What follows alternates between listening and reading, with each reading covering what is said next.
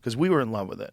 We were like this, but we were martial artists. We were like, the sport needs some billionaires who just throw a ton of money at it and just get it huge.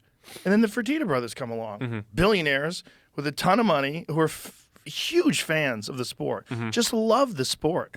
So then they buy the UFC for like $2 million, which is so wild and so crazy that millions of people start tuning in. The sport's born. Then you have Chuck Liddell, who was the champion at the time, who was the most fan-friendly champion you could ever have, just a fucking berserker, with just a psychopath with a fucking head tattoo and a mohawk, crushing people.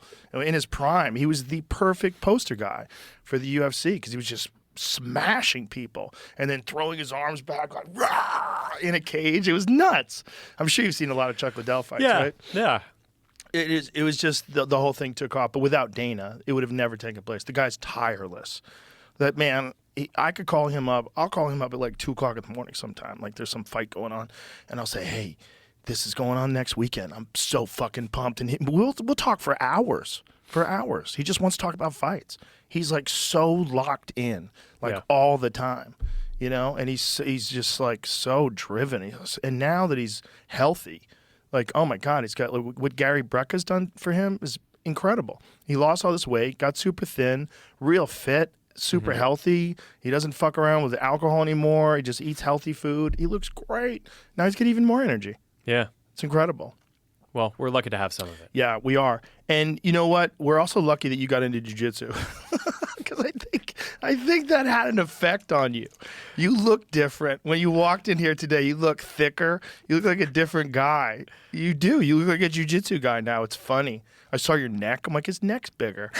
Your neck is bigger. Good. Are you using iron neck or is it just from training? I do like iron neck. But it's but when I started training not just jiu-jitsu but striking, I was like, all right, I want to find a way to do this where I don't like hurt my brain, right? It's like, all right, like I need to, I'm going to be running this company for a while. I would like to, you know, like stay healthy and not take too much damage. And so I think the number one thing you need to do is, well, in addition to having good partners, is have a strong neck. Yes. So yeah. No, I take that pretty seriously. It's very important. A strong neck is great for jiu-jitsu as well because it's a weapon. Like in certain positions, like head and arm chokes. Yeah, head and arm. You need a neck. Yeah, it's a weapon.